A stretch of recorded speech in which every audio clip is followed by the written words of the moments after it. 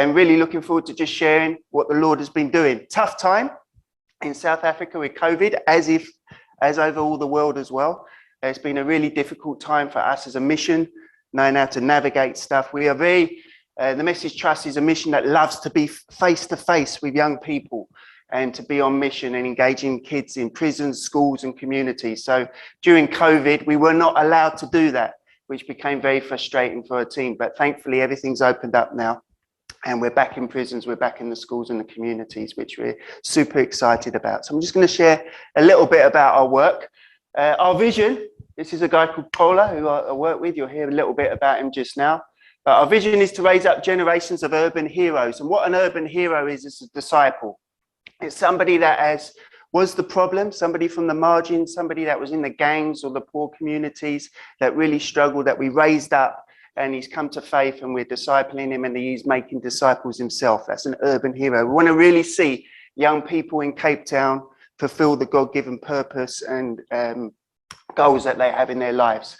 They are transformational leaders that are emotionally, socially, economically and spiritually mature. We don't want to just see young people come to faith. That is the entry, but we want to see them grow in life as well. We want to see them become husbands, to become wives, to become fathers, and really change the narrative in Cape Town. Next slide. Oh, I don't have the clicker thing. Oh, unless it's here.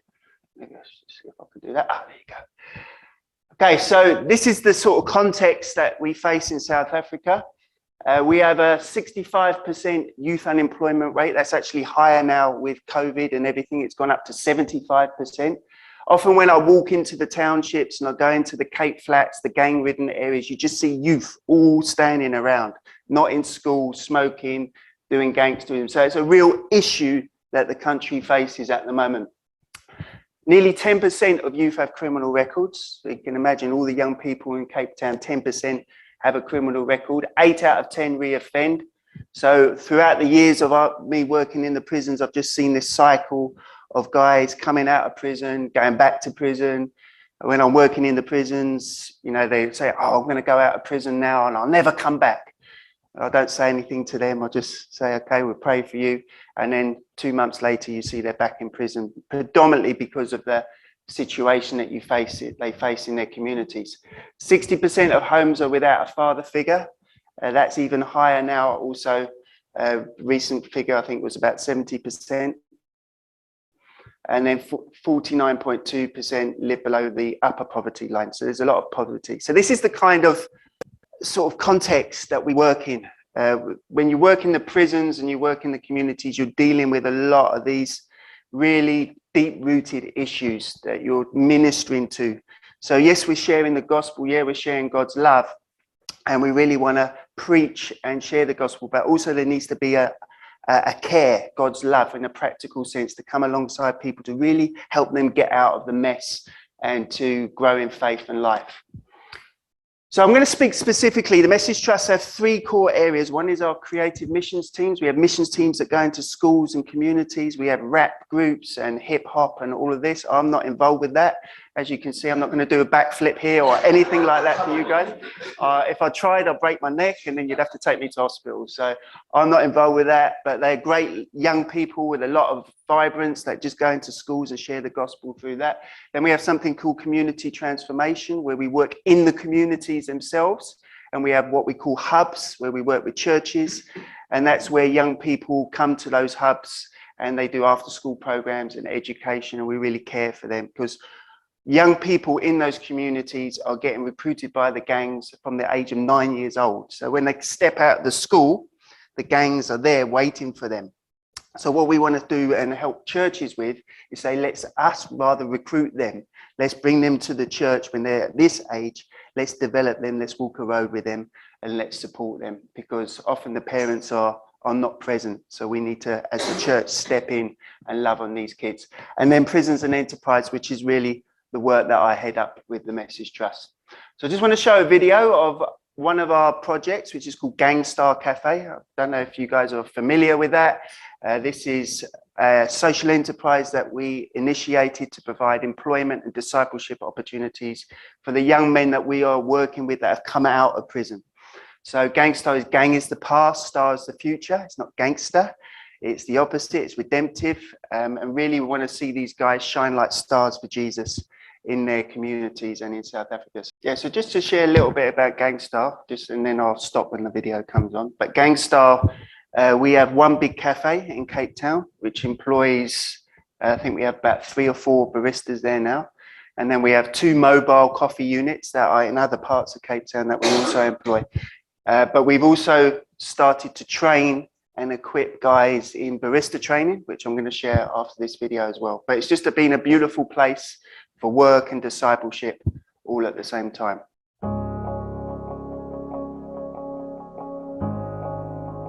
Just imagine the day you're released from prison.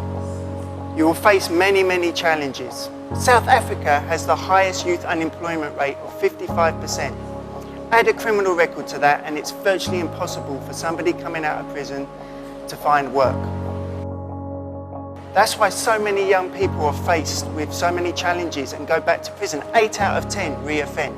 The Message Trust is a Christian non-profit that works with youth at risk across the city, running workshops in prisons, helping them reintegrate through our housing, job readiness and barista training, and then through into employment through our Gangstar Cafes, offering hope and offering a chance for them to shine. For us, it's not just about creating jobs, it's about seeing lives changed. And for each Gangstar to fulfill their God-given potential and to grow in faith and break that cycle of crime and gangsterism that we have seen so often in Cape Town. Hi, my name is Clint. So I left prison 2017. So I was looking for a job. I want to do the right thing. So now today I'm really grateful for because I did get married. I did get also have my daughter. So to be part of Gangstar as employment, it means a lot to me because through Gangstar I really find my identity. Temingo Simachima is my name. So I heard about the Message Trust from prison. So when I came out, I did their integration program. I got trained as a barista. So I'm not the same person as I used to be ever since I worked with them. So the whole 2 years I've been with them, I've gained some many experience meeting with new people, you know. So yeah, Gangstar has made a huge impact in my life. Gangstar Cafe is about creating so many more opportunities for young people. We want to see them shine. We want to see them say that gang is the past and star is the future.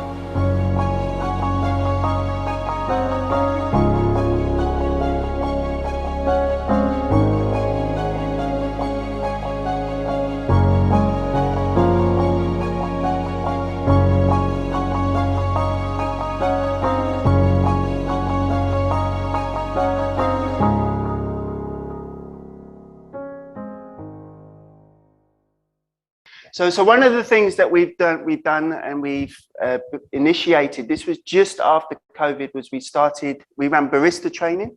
So we worked with another organization called Red Band. You can see the Red Band bands on here.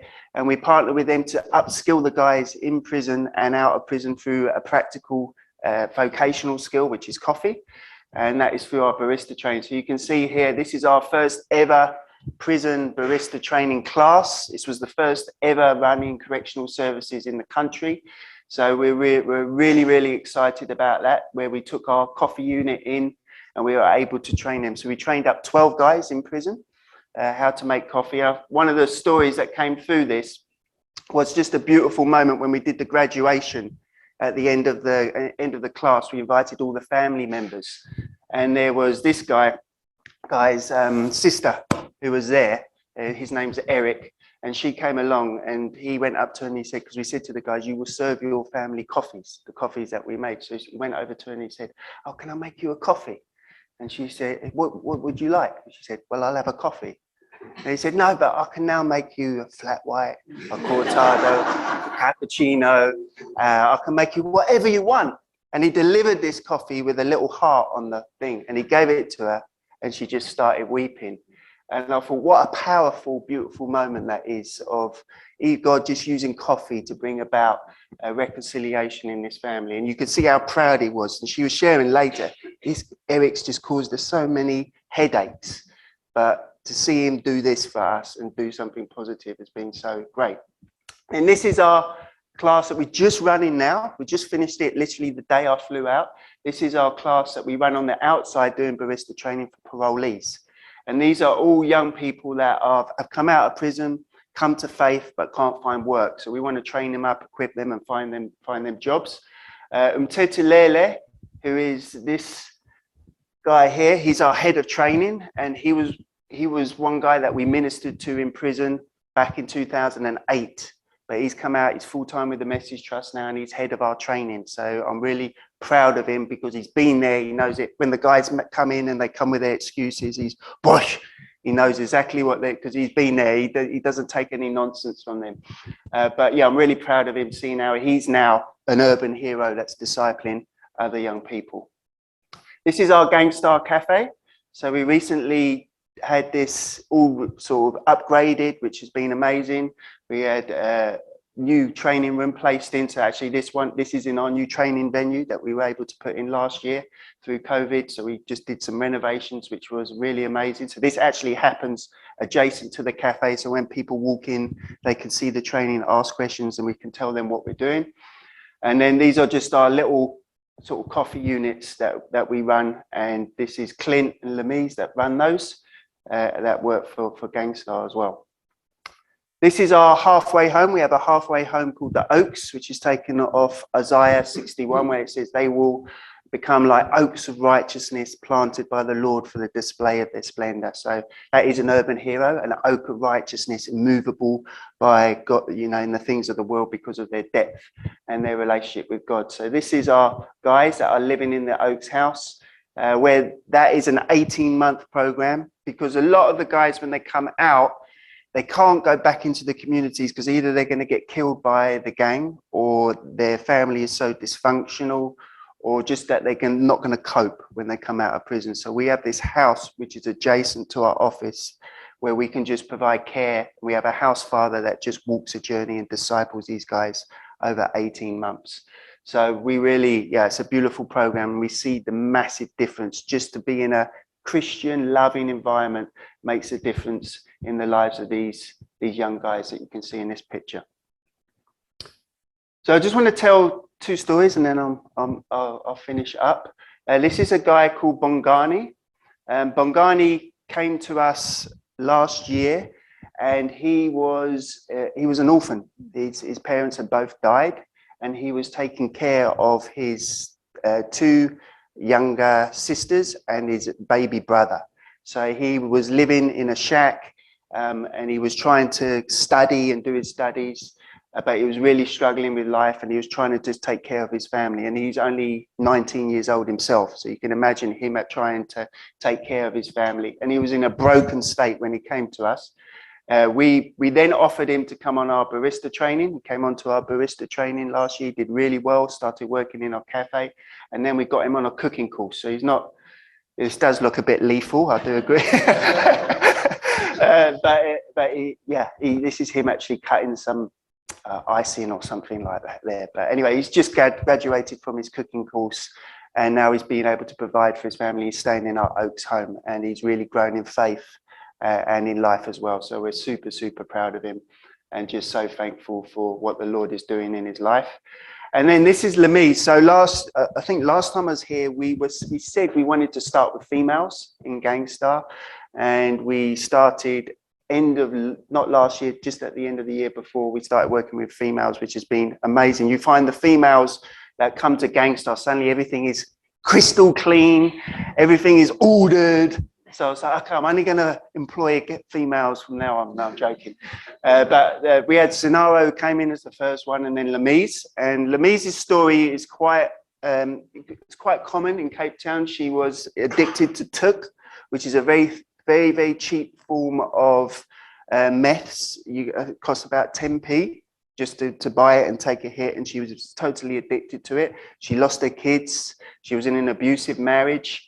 So she came out and she joined our barista training. She'd been in and out of prison, in and out, but she really wanted to change. She really wanted to give her life to the Lord. There was like a real grit and determination to it. It's like, enough's enough. I want my kids back. I want to change my life. I want God in my life. and she did the barista training. And then after that, we gave her a position in Gangstar as just a shadow. And she did that. And then one of her biggest sort of goals was to reunite a family because she was in an abusive marriage. And now, just a year later, her kids are back living with her, which is a beautiful thing. She's able to get her kids into school. She's strong in her faith. We just put her on payroll at Gangstar. So she's one of our stars that's really shining. So it's just a beautiful picture of the gospel making a difference in someone's life, because Christ changes lives, he changes hearts. And that is what we want to see at the Message Trust. And Kola on the left was our first ever barista, but now he's running Gangstar completely. So I've just handed it all over to him. He does the stock taking, he does all the emails, all the orders and everything. So it's just beautiful to see Kola shining for Jesus as well. And he's discipling those that come into Gangstar. So that's just some updates on our work. And yeah, just to say thank you so much to this church for all your support to the work that we're doing in Cape Town, because it's partnership. We can't do it on our own. We need partners, and this church, for your prayers and your financial giving, has just made a difference. And a lot of what you see here is because of your sowing into this work. So I want to say really thank you for all of that. And these are just some of our other Gangstars there as well. Thank you.